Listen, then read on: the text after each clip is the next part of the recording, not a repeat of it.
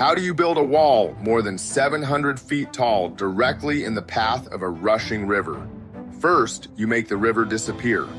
Before Hoover Dam could rise, workers blasted 4 giant tunnels through the canyon walls and forced the Colorado River around the construction site. Then they cleared loose rock from towering cliffs, survived extreme heat, and poured millions of cubic yards of concrete. They even pumped cold water through miles of pipe so the dam would not crack apart. The official construction count records 96 workers who lost their lives. Broader project-related totals remain disputed. This is how Hoover Dam was built and what it cost. Before Hoover Dam, the lower Colorado River was both essential and unpredictable. Its water supported farms and growing communities, but it could also produce destructive floods. In 1905, the river broke into California's Imperial Valley, flooded thousands of acres, and helped create the modern Salton Sea. The proposed dam would control floods, store water, and generate power. But the states sharing the river did not agree on its division. The Colorado River Compact divided the basin into upper and lower regions in 1922, although it did not end every argument.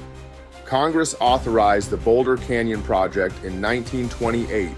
Engineers selected Black Canyon for an arch-gravity dam. Its weight would resist the water, while its curve transferred force into the canyon walls. On paper, the design worked. In the canyon, the river was still in the way. Construction began as the United States descended into the Great Depression. Approximately 21,000 men worked on the project over time. The average daily workforce was about 3,500. Workers arrived with families, but the planned community of Boulder City was not ready. Some lived in tents and improvised shelters near the river in Ragtown. Irma Godbey arrived with her husband and 5 children. She later remembered cooking over an open fire and hanging blankets to shade them. Temperatures exceeded 100 degrees. The camp had no sewage system or electricity. For the workers, a dangerous job offered a paycheck when dependable work was scarce. For their families, it meant trying to build an ordinary life beside one of the most demanding construction sites in America. Before workers could build Hoover Dam, they had to move the Colorado River out of the way. 4 giant tunnels were dug through Black Canyon, 2 on the Nevada side and 2 on the Arizona side. They created a detour around the dam site. Each tunnel was first cut 56 feet wide. After its concrete lining was added, it measured 50 feet across. Together, the tunnels ran more than 3 miles. Truck-sized drilling rigs, called jumbos, used up to 30 air-powered drills at once. Crews drilled holes, loaded dynamite, blasted the rock, and hauled the rubble away. Then they started again. About 1 ton of dynamite was used for every 14 feet of tunnel. More than 1.5 million cubic yards of rock were removed. The tunnels were dangerously hot. In the summer of 1931, temperatures reached 140 degrees. Gasoline trucks also filled the enclosed space with exhaust and carbon monoxide. Workers reported severe headaches. Some became sick or collapsed. This is where the death record becomes disputed. Official project records place several deaths from pneumonia or bronchial pneumonia under natural causes. That meant they were not counted as deaths caused by the job. Workers argued that carbon monoxide caused at least some of them. Nevada State Archivist Guy Rocha later summarized their accusation. Company doctors said, "It's pneumonia. We're not responsible." That is an accusation, not proof of what caused every death. But carbon monoxide was a documented danger, and pneumonia deaths were left out of the project's official count of work-related deaths. The river was still dangerous. Only 2 months earlier, a flood had forced workers to leave the canyon. On November 13, 1932, Crews removed the barriers that had kept water out of the Arizona tunnels. They dumped rock and gravel left from the tunnel excavation from a temporary trestle into the Colorado's old channel. In less than 24 hours, the temporary cofferdam was complete. It forced the entire river through the 2 Arizona tunnels. Workers then pumped the dam site dry and dug down to solid foundation rock. With the river moved aside, workers faced another danger: the canyon walls. Years of weather had cracked and loosened the surface rock. Before concrete could touch the canyon, loose rock had to be removed. Otherwise, it could fall on crews below, and the dam would not press against solid stone. The men who did this were called high scalers. Hanging from ropes and wooden seats, hundreds of feet above the riverbed, they used crowbars, dynamite, and 44-pound jackhammers. The Bureau of Reclamation says falling rocks and tools were the most common cause of death on the project. Some workers coated cloth hats with coal tar, making hard shells they called hard-boiled hats. 6 companies later issued manufactured hard hats. One rescue became famous. Engineer Burl Rutledge slipped over the canyon rim. High scaler Oliver Cowan swung out and caught him by one leg. Arnold Parks then held Rutledge against the wall until a rescue line arrived. Rutledge was pulled to safety unharmed. Hoover Dam contains approximately 3.25 million cubic yards of concrete. When the power plant and related structures are included, the project total is about 4.4 million cubic yards. But engineers could not simply fill the canyon with one giant pour. Concrete gives off heat as it hardens. In one enormous mass, the center would stay hot while the outside cooled and shrank. Bureau engineers calculated that the concrete could take about 125 years to cool naturally. Uneven cooling could create enough stress to crack the structure. Instead, workers built the dam from about 215 interlocking blocks. Cableways carried 8 cubic yard buckets over the canyon. Workers called puddlers spread and packed each load to remove trapped air. Each bucket raised the surface by only 2 to 6 inches. No block was allowed to rise more than 5 feet during any 72-hour period. Engineers also buried more than 582 miles of 1-inch steel pipe inside the concrete. River water flowed through the pipes first. Chilled water completed the cooling. The refrigeration plant had the capacity to produce 1,000 tons of ice each day. As the blocks cooled, they shrank slightly. Workers then pumped thin grout into the keyed joints between them, locking the separate blocks into one structure. This method also answers a familiar rumor. No workers are buried inside Hoover Dam.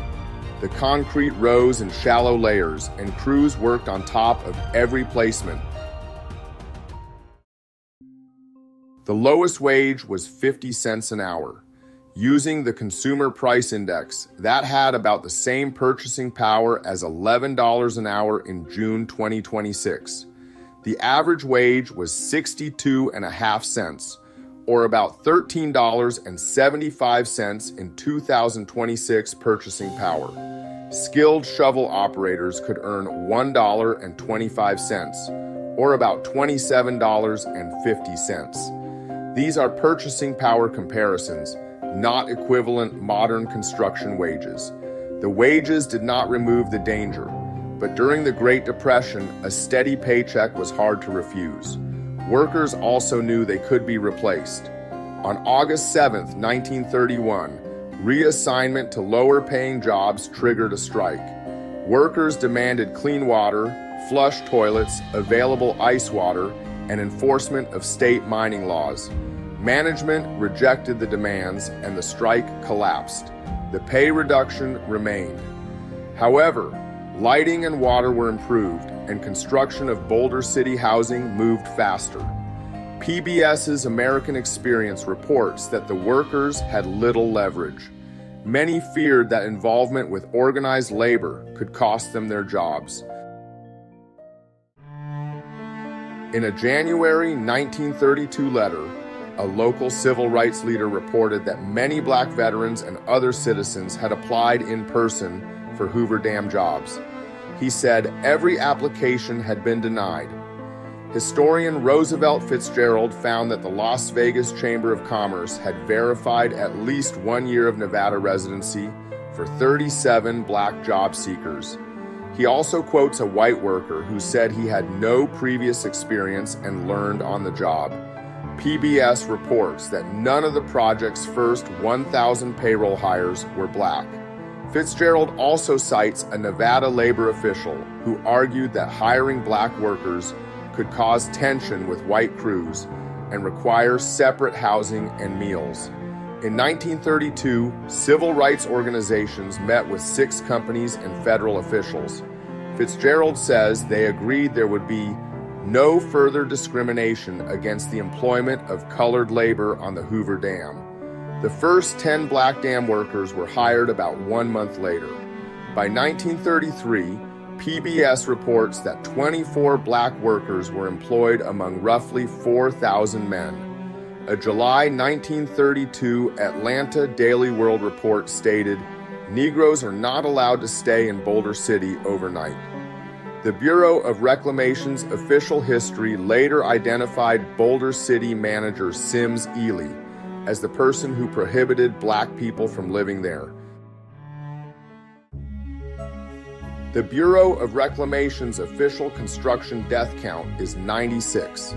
It calls these deaths industrial fatalities. In simple terms, these were workers who died in construction accidents. The causes included falls, blasting accidents, drowning, falling rock and slides, machinery and heavy equipment, and vehicle crashes. The last name on the 1935 industrial fatality list was Patrick W. Tierney. On December 20th, 1935, Patrick fell from an intake tower and died. Patrick's father, J.G. Tierney, had also died while working on an earlier government survey for the project. He drowned in the Colorado River. The often told version says J.G. was the first man to die, and Patrick was the last man to die building Hoover Dam. That needs some context. J.G. died years before construction began. The Bureau of Reclamation also lists an earlier survey worker, Harold Connolly, who died in 1921. Published sources also disagree about the year J.G. died. The Bureau of Reclamation gives the date as December 20th, 1922. A later published account based on information from the Tierney family gives the date as December 20th, 1921. Both accounts agree that J.G. and Patrick died on December 20th. The disagreement about the year means their deaths were either 13 or 14 years apart. The official count of 96 does not include every death connected to the project. It leaves out deaths classified as heat, pneumonia, heart trouble, and other causes. That is why some sources give a higher total. The broader number remains disputed. The contractors were given 7 years to complete the project. According to the Bureau of Reclamation, they finished it in about 5. Workers placed the last concrete in the dam on May 29, 1935. All major parts of the project were finished by March 1, 1936. As water rose behind the dam, Lake Mead began covering canyons, roads, farms, and settlements. One of those places was the town of St. Thomas, Nevada. It stood in an area that the new lake would flood. The National Park Service says residents sold their property, took apart their homes, and left as the water approached. On June 11, 1938, Hugh Lord rode away from his house, the last resident to leave. The community soon disappeared beneath Lake Mead. The National Park Service preserves its remaining foundations and the history of the people who lived there. Hoover Dam does more than hold back water. It also uses moving water to make electricity. Water from Lake Mead enters 4 tall intake towers. From there, it travels downhill through 4 huge pipes called penstocks. The rushing water reaches the power plant and pushes against Francis turbines. These are large machines designed to spin when water moves through them. Each turbine turns a shaft connected to a generator. Inside the generator, magnets spin past coils of copper wire. This produces electricity. After passing through the turbines, the water flows back into the Colorado River below the dam. The dam holds back the lake. The intake towers collect water. The penstocks carry it downhill. The turbines spin and the generators make electricity. Every part works together as one enormous machine built into Black Canyon. The Bureau of Reclamation says workers moved the Colorado River around the construction site. They dug out more than 5.5 million cubic yards of material and placed about 4.4 million cubic yards of concrete across the project. They also finished the work about 2 years ahead of their deadline. The records tell another part of the story too. Families lived in tents at Ragtown. Tunnel workers faced heat and dangerous exhaust. Black applicants were denied jobs. 96 construction deaths were officially counted, while other project-related deaths were classified differently and left outside that official total. The people of St. Thomas had to leave before Lake Mead covered their town.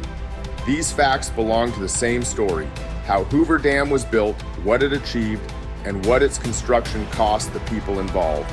Stay curious, my friends. I'll see you on the next one.